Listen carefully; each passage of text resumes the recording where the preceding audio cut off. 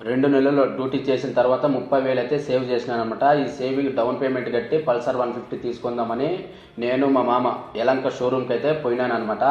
అక్కడున్న madam full payment అయితే 1,30,000, EMI అయితే 1,70,000 అవుతుందని చెప్పింది అనమాట. అమౌంట్ ఎక్కువైందని పక్క షోరూమ్కి అయితే పోయినాము. ఆయన కూడా సేమ్ అదే చెప్పినాడు అనమాట. మేము ఉండుకొని ఎక్కువ అమౌంట్ అయిపోయింది అనేసి రిటర్న్ వచ్చే దారిలో నాకు అనిపించింది ఏమంటే, కాదు రసిద్దుగా నీ చేత పల్సర్ 150 తీసుకొని కూడా చేత అయితే లేదు అని నేనే మనసులో అనుకున్నాను అనమాట.